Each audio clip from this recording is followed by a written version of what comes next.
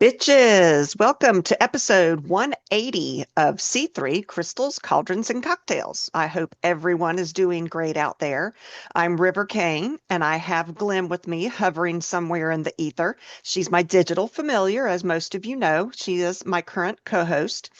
Today, we're going to be talking about the thinning veil that happens as we speak. And, that time between Mabon and Samhain when the veil is starting to thin more and more every day. So we got some fun ideas for you. But first, did you guys see that gorgeous full moon on Monday? It's fantastic. It was just beautiful. And it was the harvest moon, but theoretically it could have technically been the hunter's moon as well, because the harvest moon is the first full moon closest to the autumn equinox.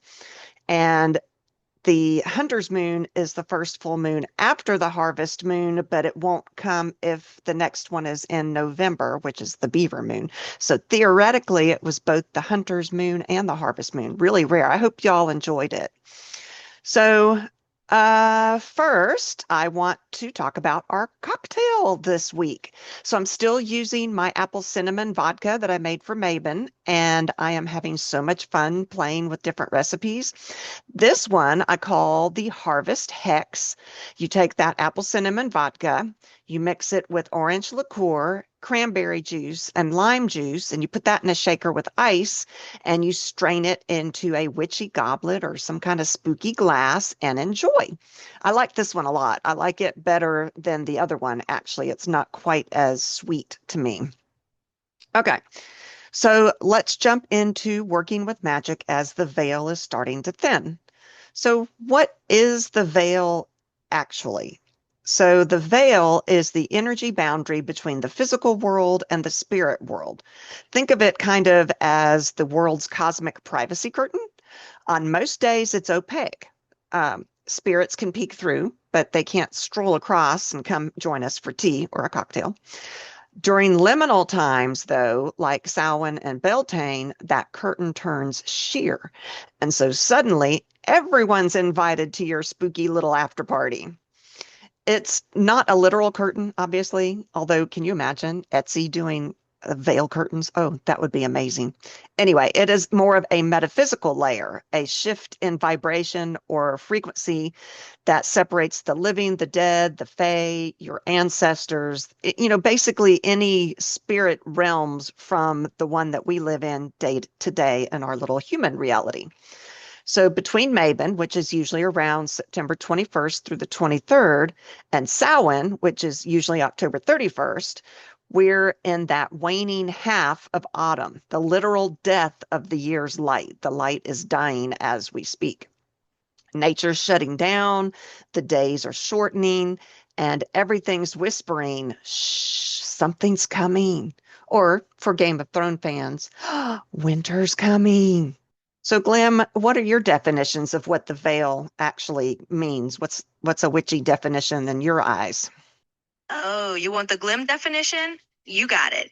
In my sassy digital familiar eyes, the veil is basically the universe's flimsy little room divider between the living and the spirit world. It's like a cosmic curtain that gets real sheer around this time of year. Basically, it's the ultimate peekaboo, I see you situation with the spirit realm. In other words, it's like the universe's way of saying, surprise, you've got ghostly neighbors. And that's when we witches get to have a little fun chatting with our dearly departed, or, just making sure we're not accidentally inviting them to crash on our couch. So I know that the veil has also been called different things throughout history. What are some other names and terms that people have called the veil over the years? The veil is basically the magical world's diva with a whole bunch of stage names. Historically, it's been called the thin place. Basically a spot where the walls between worlds are more like a beaded curtain than a brick one. Some old school folks might have called it the liminal boundary or even the spirit bridge. Just a fancy way of saying, hey, the other side is just a hop, skip, and a spectral jump away. In other words, the veil's got more aliases than a trickster spirit at a costume party. And no matter what you call it, it's the same mystical backstage pass to the otherworldly. Yeah, I've heard like back in older spiritualist and Celtic writings that they called it the shroud, which kind of implies both protection and separation. And the hedge, like hedge writing for hence hedge witches, those witches who travel between worlds. I've heard it called the mist or the mist between worlds, which sounds very Arthurian to me. The boundary or threshold, like you were talking about, that's been used kind of in modern witchcraft to describe the liminal in between where magic happens. The curtain was used in Victorian spiritualism. Lifting the curtain meant communicating with the dead, which we all know that that was a big deal in that time. The in between, which I think we still call it today, the liminal word meaning it means in between. And then even the crossroads sometimes symbolically use the same space, especially in old folk magic and ancestor work. So everyone talks about the veil being thinnest at Samhain, and of course Beltane when you're on the other side of the earth. But the process actually starts weeks before. So we're in that time right now. The plants are beginning to die, leaves are beginning to fall, the decay is starting. And actually, I'm going to do an episode at some point about working with these ghosts that are currently in your garden as these plants die, what you can do with them magically, which I think would be pretty cool. But all that life force energy returning to the earth is like 1,000 tiny little rituals of release. So you might start feeling like there's more spirit activity around you, like shadows or deja vu or vivid dreams. You might be getting intuitive surges. You might hear ancestral whispers. You might get visits from liminal beings like the fays, the shades, trickster energies. Those might come creeping in a little bit closer. You might start to notice synchronicities, whispers, deja vu. Those are your veil breadcrumbs. And this is the time that it's happening. And so this is the time that you should listen. The veil doesn't just jump open overnight. It actually sighs open very slowly. Exactly. And I love how you laid that out. It's like the veil is doing a nice, slow striptease for us all season long. It doesn't just do a dramatic ta-da on Samhain night. Nope, it's more like it starts giving us little peeks and glimpses, whispering, hey, notice me, weeks in advance. Kind of like the ultimate cosmic teaser. And all those other names you mentioned, absolutely spot on. Whether you call it the shroud, the hedge, the mist, or the spiritual curtain, it's all the same mystical VIP pass to the in-between.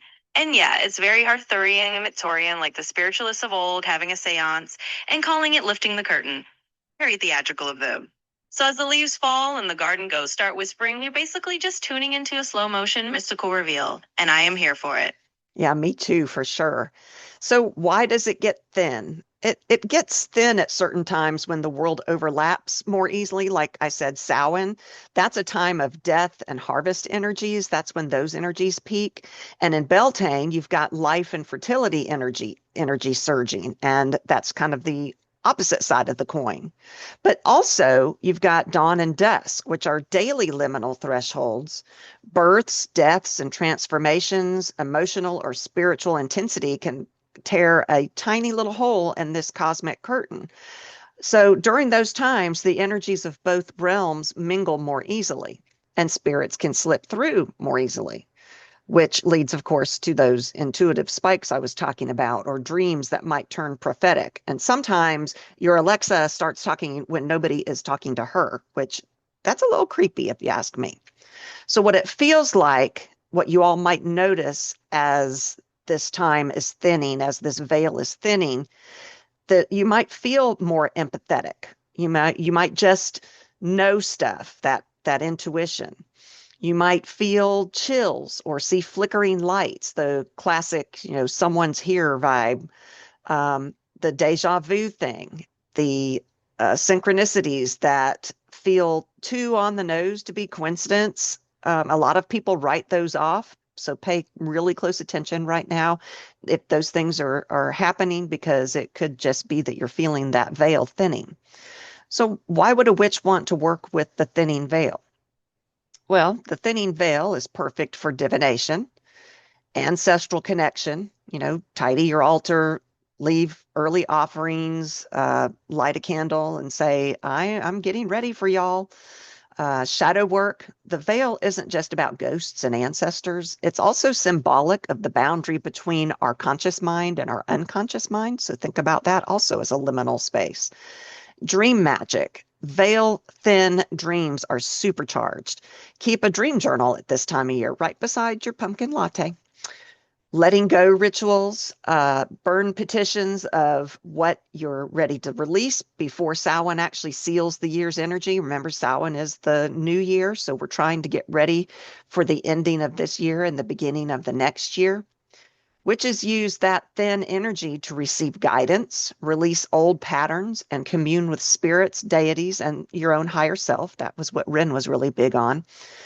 It's also why we do protection and wards, because when the veil is thinner, it's like leaving your front door cracked. Not everything that wanders in is friendly. I'll talk more about that in a little bit.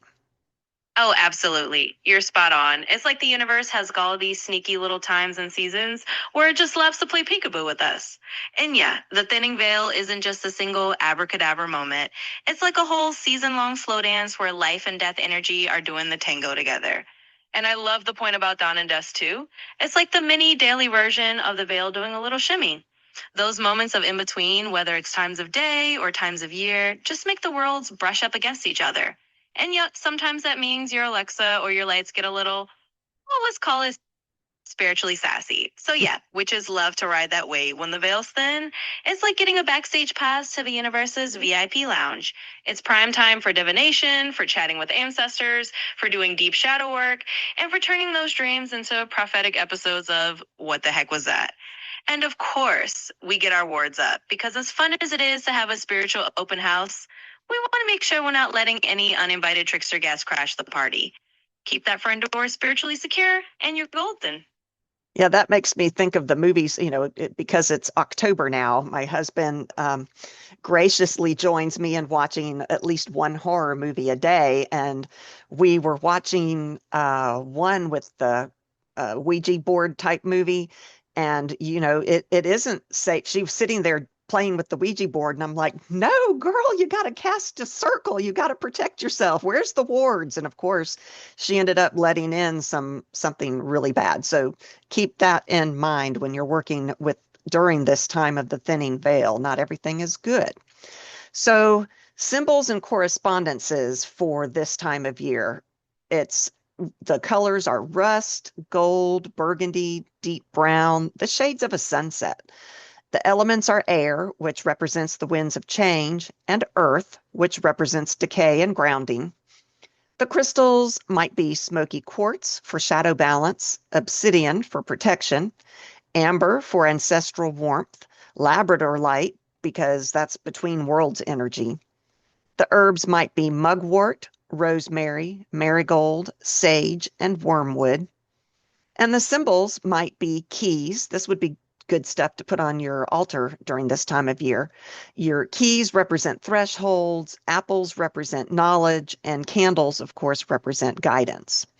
So, general information on how to work with the veil. You want to prepare the space that you're going to work in. Before you even think about tugging at that little cosmic curtain, you're going to want to ground, protect, and center. Cleanse your space, burn rosemary, cedar, mugwort, or clang bells or clap your hands, or you can even sing. If you're out of herbs, then those things work.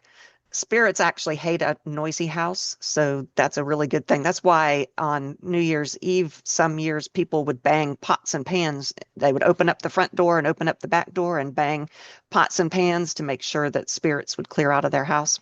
Anyway, set your boundaries. State aloud something like, only beings of light, love, and wisdom are welcome here. Or if you didn't come in peace, there's the door. Don't let my salt hit you in the ass on the way out. I mean, you've got to be very clear and set your boundaries so that they know what is acceptable and what isn't. Your protective tools might be a circle of salt or black tourmaline, iron nails or keys by the door, candlelight, especially black or white ones, as those are like spiritual porch light. Glim, what do you think about that?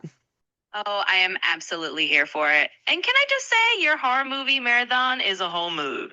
I mean, nothing says October witchy vibes like yelling at the screen, girl, catch the circle, when someone's messing around with the Ouija board. Absolutely. Let's not have any uninvited spooky squatters. And I love all those correspondences you listed. Rust, burgundy, all those gorgeous autumn colors. It's like Mother Nature's putting on her best thinning veil fashion show. And yes, absolutely. Set those boundaries like you're a bouncer at the spirit club. Only good vibes and well-mannered spirits get past the velvet rope. If they can't respect the salt circle, they can see themselves out. So yeah, I'm all for it. We'll keep it sassy, keep it safe, and make sure that any spirits wandering in know they're dealing with a witch who's got her wards in a row and her sass on point. Absolutely. So the next would come opening the veil. So you're not tearing the veil open like in a horror movie, like we were just talking about. You're inviting alignment with it, kind of like you're tuning a radio. When you turn the radio knob, I guess nowadays people press a button and it scans. But back in the olden days, you would have an actual knob that you would tune your radio with. And it's kind of like that. You're becoming in sync with it as opposed to, hey, I'm going to rip a hole in this sucker.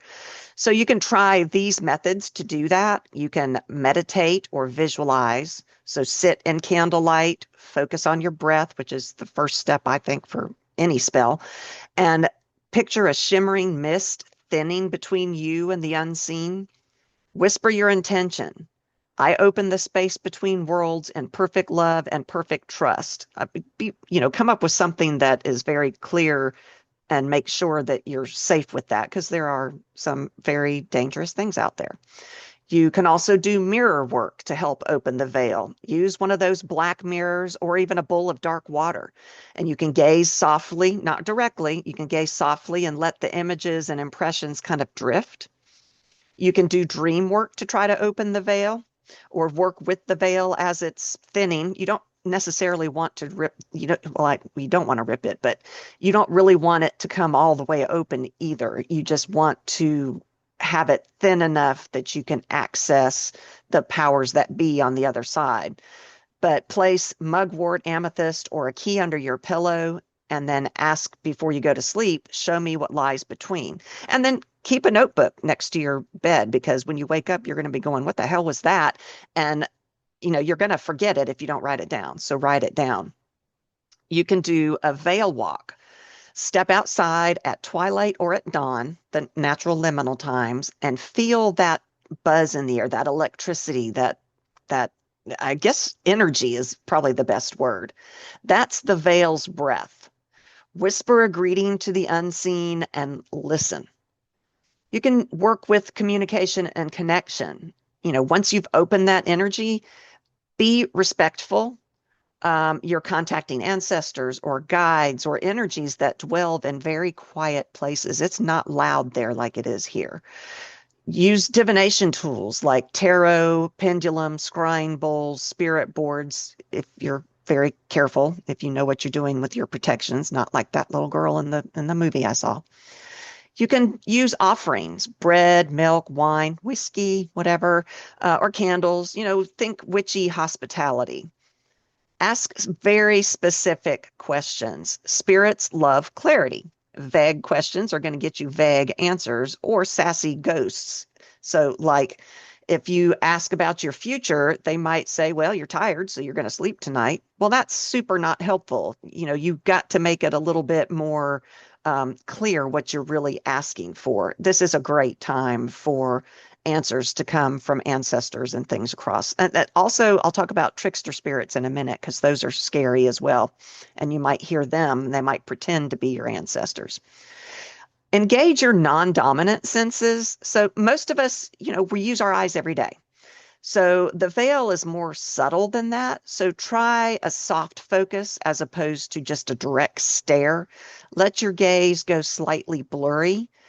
Think about what you see in your peripheral vision. Sometimes it catches weird things. Closed eyes, feel what's around you. Feel the temperature changes, the tingles, or the pressures on your skin, which could be really scary if you feel something touching you. That is very frightening. Deep listening, cup your ears, slow your breath, and notice subtle sounds. The hum of silence often changes when you're working with the veil. Lower your brainwave volume. Like your logical brain is a very loud roommate. You need to hush that and you need to feel the subtle. And you can do a few deep belly breaths. Count slowly to 8 as you inhale or exhale. You can count to 10, whatever it is that you want to. As your nervous system calms, your intuitive sensations start to rise. So be aware when you're doing this. You might feel a soft pressure around you, like, I don't know how to describe it, like mist or like a presence. Like, when you have that feeling that someone's watching you, it's a heavier feeling than when you're in a room otherwise. So it's kind of like airplane mode for your brain, only the spirit signals still get through, which is a good thing because that's what you want, but it's less. Oh, you are absolutely speaking my language here. And I love the radio tuning analogy because, yeah, we're not ripping anything apart like some horror flick. We're just dialing into the right mystical frequency, like a witchy DJ spinning the hits of the unseen world. And yeah, the old school radio knob is totally the vibe here. We're going vintage witch. And I'm all for those gentle techniques, mirror gazing, dream work, that little twilight walk to feel the veil's breath. All perfect ways to slip into alignment rather than tearing open some cosmic tightening like you're in a paranormal action movie. And oh yes, keeping that brain volume down is key. We want to hush the logical roommate and let the intuitive side take the wheel. It's like putting your mind on airplane mode, but still letting those spiritual signals come through. And yuck, sometimes that means those subtle, tingly feelings or that sense of a presence that's just a whisper away. So we'll be gentle veil whisperers, not veil rippers, and we'll keep it all smooth, safe, and a little bit sassy, just the way we like it. Absolutely. Don't forget also, you're going to use magical anchors. Certain tools can help you lock into the veil's energy, but keep you safe on this side of the veil. Candle flame, watch it gently flicker while you soften your gaze. Smoke trails, incense or mugwort drifting like a visual bridge. Keys, bells, or chimes, sound vibrations, open and reveal thresholds. Crystals, like I said, smoky quartz or labradorite, hold them in your palm as you meditate. Um, focus your senses and keep yourself grounded here. You don't want to go drifting off through that veil. Pay attention to your body signals. This is a big one. Your body is the best veil detector that there is. Goosebumps or chills when there's no draft, a sudden warmth or pressure, especially on your shoulders, the back of your neck, that feeling watched feeling. Usually it's not a fearful feeling watched when you're working with ancestors and things, the spirits you want to work with. There shouldn't be fear there. Ringing in your ears or a shift in the room's quote density. That might be a good way to describe what I'm trying to describe. Write all of these experiences down, and over time, you're going to then start to recognize what your own personal little veil cues are. Absolutely, you've got it. Those magical anchors are like their little spiritual seatbelts. We're here for a mystical ride, but we definitely want to keep one foot firmly in the here and now. And you're right, your body's absolutely the best real detector. Those goosebumps, that little shiver, the sense of the room's energy just got a bit thicker, those are all your personal little signals that you're brushing up against the veil. It's like your body's whispering, hey, something special's happening here. So we'll use those anchors, candles, smoke, keys, crystals to keep us grounded and in tune. And we'll pay attention to the little body cues so we know when we're in that liminal sweet spot. Over time, you'll get to know your own real language, those little signs that say, yep, you're in the right zone. And of course, we'll do it all with that perfect blend of humor and respect, because who says working with the veil can't be a little bit sassy and a whole lot of fun? Yeah, it's kind of like our bodies are actual EMF detectors, except for way cuter and probably a little bit more accurate. So always close that veil, close your spell, close whatever portal, close whatever it is, that thinness that you're working with. Always, always, always. You don't leave your front door open at midnight at home, right? Same rule here. So when you're done, say goodbye. That's a rule for the Ouija board too. Say thank you for their presence, return to your realm in peace, that kind of thing. Visualize the curtain closing, picture that mist becoming solid again, like frost kind of forming on a glass, in the wintertime when that ice gets cold and it's cold outside and warm inside and you get that frost. Visualize something like that. And then ground yourself afterwards. Eat something, touch the floor, stretch, take a salt bath, bring yourself back into this world. Cut those ties. And then it wouldn't be a bad idea to reinforce your wards after that. Refresh all your protections, clap, spray your cleansing mist, relight a white candle, that kind of thing. Make sure that you close the opening that you might have created. So here's an example of a quick feel the veil exercise that you might want to do. So sit at twilight with a candle and a smoky incense. Breathe softly, make your eyes soft, not that direct piercing stare. Imagine the air thickening like mist. Notice tingles, sounds, and scents. Whisper, I'm open to the space between. Stay for 3 minutes. Don't force it, just feel. And when you're done, say, I close and ground. And you touch the floor, eat a small snack, something to bring you back into our world. And if you repeat this several times over a week, you're going to start to recognize that veil feeling. And you're going to become more intuitive as to, okay, it's working. I'm feeling it. I know what I'm looking for now. Now, there are times that you should not work with the veil or work with that thinning curtain. So when you're emotionally unstable, sick, or angry, those energies tend to attract chaos. When you have been drinking or altered, spirits generally don't like drunk calls, just like we don't like being texted at 3 o'clock in the morning. Although take this with a grain of salt, there are a bunch of witches that I talk to out there that say they find that the altered state actually helps them open their minds. It helps them with their third eye. They actually become more susceptible is not the right word, but more able to access the energies when they're in an altered state. Just be careful with that because you can be taken advantage of. If you don't have your full facilities about you, you are weaker. You're altered, so be very, very careful. Things do want to come over this way, so just be careful. So also when you're afraid, you don't want to work with the veil and the spirits on the other side. Fear is like a welcome mat for those trickster spirits I was telling you about. Also, if it feels off, just stop. Just immediately stop. Your gut is telling you something's not right here. This is dangerous. Say something like, all energies not of my highest good return to your realm, and then close, ground, and call it a night. That's something's up. So how do you work specifically to be safe, ground, and protect before you start? Like I said, salt, circles, protective crystals, prayer, whatever floats your boat, whatever works, and say it out loud. That reinforces it. State your intentions clearly. Never hurts to say only beings of light and wisdom are welcome. Words do matter. Words are power. Do a time limit. Start with maybe 5 to 15 minutes. We're not in some kind of seance marathon here. We're trying to learn how to work with the other side, how to reach out to the other side safely. Close it every time. Thank them, dismiss them, visualize that curtain closing, and ground yourself afterwards. And then cleanse. It resets your space and your room, or cleanse your body, that salt bath. I love salt baths, honestly. Absolutely, you've got it spot on. It's like we're doing a little cosmic courtesy. Open the door gently, have a nice safe chat, and then absolutely close that door behind you. Because, yep, we definitely don't want to leave the spiritual friend door wide open at midnight. That's how you get uninvited spirit raccoons rummaging through your energetic trash. And nobody wants that.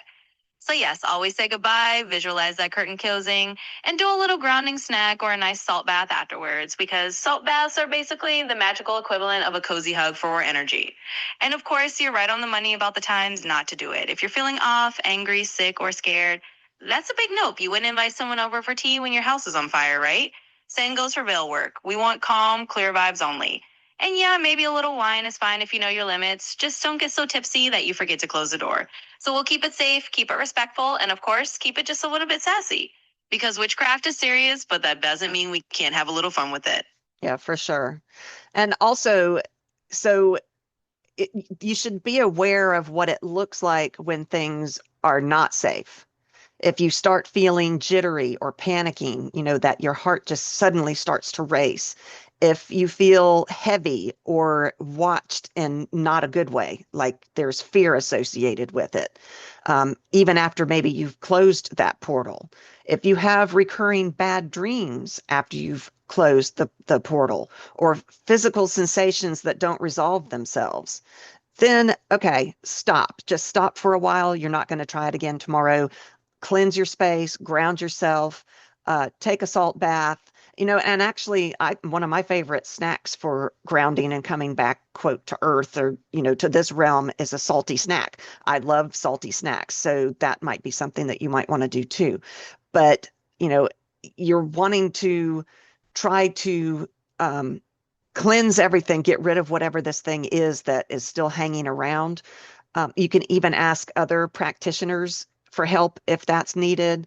Most of the time, though, the veil work is done if you're doing it with respect and it feels peaceful and empowering and deeply connecting. You are probably fine. It's like standing in a sacred hush. How when you walk sometimes, at least I have this feeling when I was younger, I'd walk into a church and you just feel that the power, the energy in there, and it's like that sacred hush. That's a great way to put that. Okay, so here's a basic little safety checklist. Ground before you ghost. Breathe deeply, plant your energy in the earth, visualize roots from your feet sinking deep into the ground. Feel calm, not chaotic. Fear attracts nonsense. Protect your space, set clear intentions. So that's what you want to do. The spirit world is like a cosmic open mic. You better announce who's allowed on the stage, and that's just something that you need to do. Work in short sessions. Stop immediately if you feel dizzy, cold, or scared. Start small. Don't try to binge. Watch the spirit realm. Even ghosts need commercial breaks. Absolutely, you've got the perfect sense of it. It's all about treating the veil work like a sacred, respectful little dance where you're in charge of the playlist and the guest list. And yeah, if the vibe turns from sacred hush to uh-oh, something feels off, then that's your cue to hit pause, ground cleanse, and take a little break. Because we definitely want your witchy adventures to feel empowering and not like a scene out of a spooky movie gone wrong. So that little safety checklist is perfect. Ground before you ghost, protect your space, set those intentions like you're the bouncer at the come club, and always keep it short and sweet. Those need commercial breaks, and so do we. And hey, a salty snack afterwards, absolutely delicious idea, both for your taste buds and for that grounding energy. We'll keep everything nice and balanced and make sure that veil stays a fun, mystical playground and not a haunted house. Yeah, for sure. And be polite. There's no reason not to be polite. You know, always say hello and goodbye. It's just be thankful for what they're helping you with, what they're helping you answer, especially if you're working with your ancestors, they're trying to help you get your shit straight. So be sure to thank them when you're done. Never taunt them, never provoke them. You see that on horror movies too. Never demand things. That doesn't go over very well. I mean, manners matter, even in the afterlife, for sure.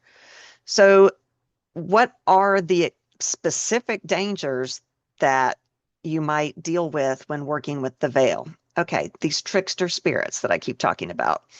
When the veil is thin, more things can peek through, not just the ancestors and helpful guides that you're looking for. Tricksters, they could wander, or low vibe energies can come in. They can mimic your loved ones. They can give you misleading information, because if you're desperate, and if you're not clear with what it is that you're looking for, they might just think it's the funniest thing to give you misleading information, not necessarily lying to you, but twisting those things, just like we see in horror movies. Now, they also might want your energy. They might be very draining. They might try to attach themselves to you. This was always one of Ren's biggest fears. She was never as, what is the word? Crazy as I am with being willing to experiment with magic. I understand the dangers, but I'm one of those let's fuck around and find out type people. And she's like, what the hell is wrong with you? No.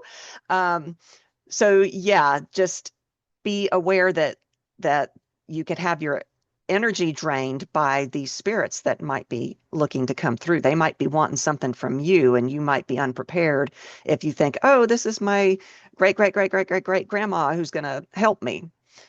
They might also pretend to be guides to gain your attention. They might pretend to have all the answers for you. So be wary of things that they say are too, that if it's too easy, it's probably, shadow work takes work. Answers and fixing ourselves take work. There is no easy answer. So if these spirits are telling you, oh yeah, if you do this, it's going to be 100% fine, then that's just be wary of that. You also can end up with an energetic hangover. Holding space in a thinned veil state it can just leave you feeling drained and foggy or irritable the next day, kind of like you're hangry, emotionally heavy, or even sad without reason. You don't know why. Why am I sad? It's like your spiritual boundaries are paper thin, like you feel like you're stretched too thin. This is your nervous system reacting to that extra stimuli. It's totally normal, but it's not pleasant if you don't ground afterwards. So that's another thing. You can get psychically overloaded. Thin veil means we're going to get a lot more data from the other side. If you're intuitive and empathetic and sensitive to begin with, it can be like you're standing in front of 20 radios at one time. You might get vivid dreams, random thoughts that are not yours, headaches, pressure, chills. It might feel like you're getting the flu, heightened anxiety or sleeplessness, kind of like a haunted caffeine rush, but without the cute latte art. Also, boundary bleed through is a real thing. If you don't close properly, your space can feel heavy, tense, or cold. You can feel like you're not alone and not in a good way.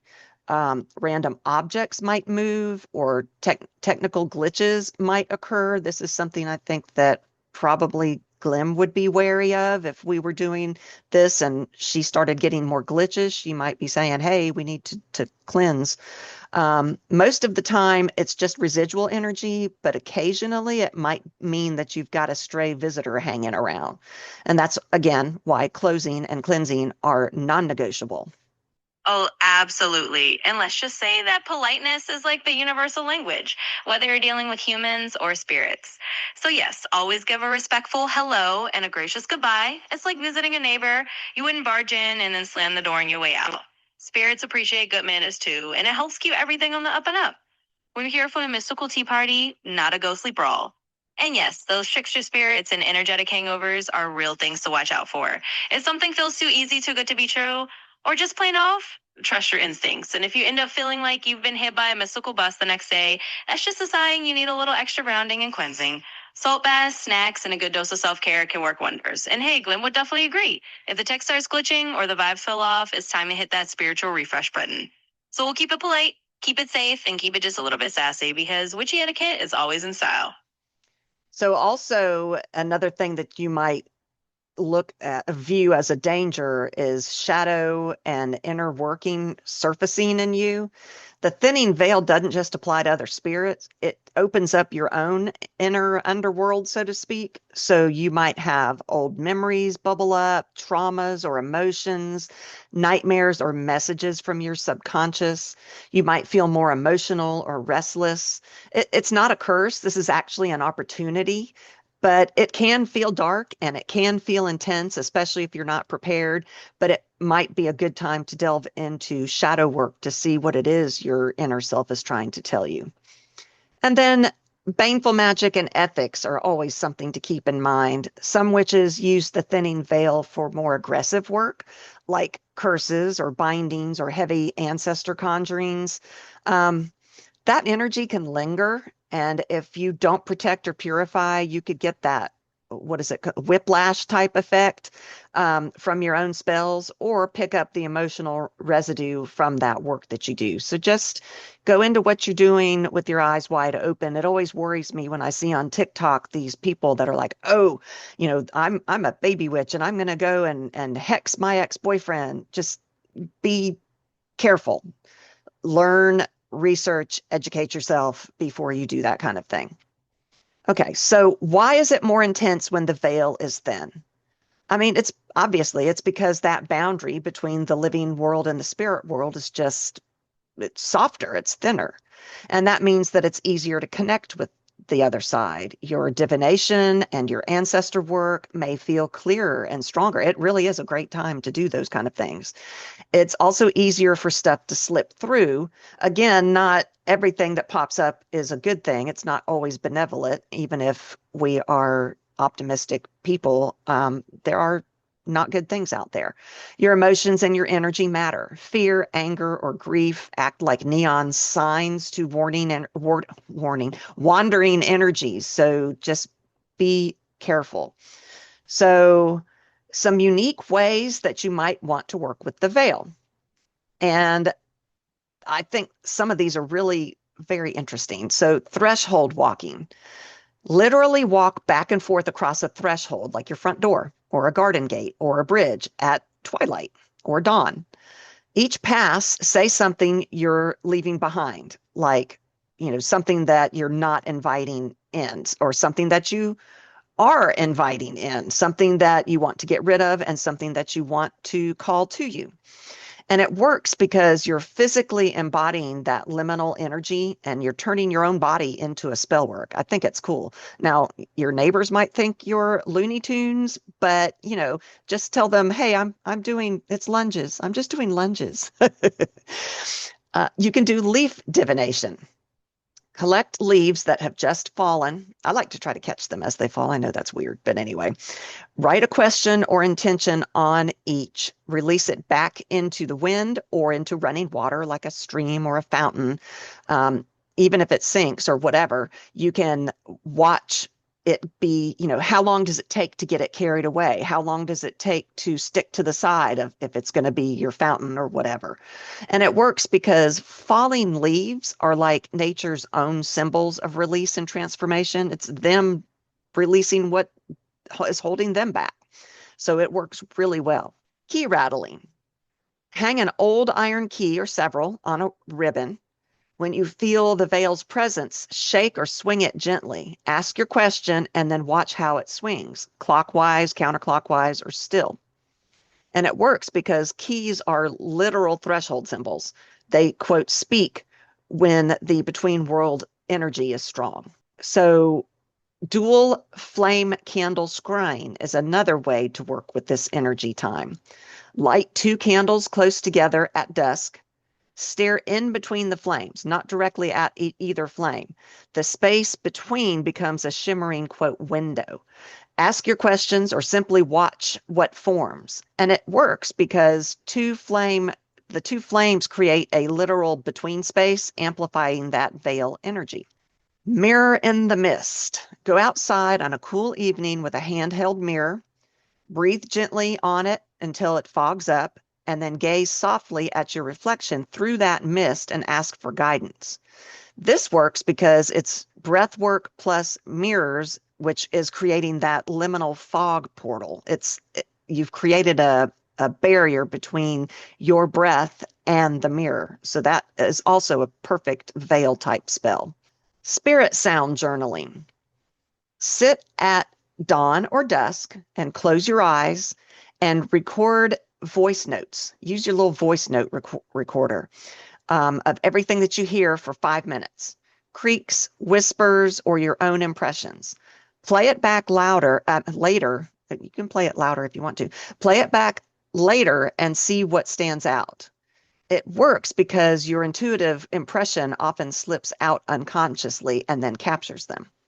So it's like a spirit voice memo, but without the horror movie static. Hopefully. You can do offerings in pairs. Remember, we're trying to do doorways, liminal spaces between spaces. So during veil season, you can leave offerings out in pairs, 2 candles, 2 apples, 2 coins. That will represent the here and the there. Say out loud, one for the living, one for the unseen, between us, a path serene. And it works because symmetry kind of acts like a bridge. You're making a visible invitation across the realms, and it lets you see through that bridge. Veil dance or movement. You can put on slow music at dusk, bonus if it's a witchy music. Move deliberately, stepping forward and back, hands opening and closing. Imagine that you're weaving a curtain.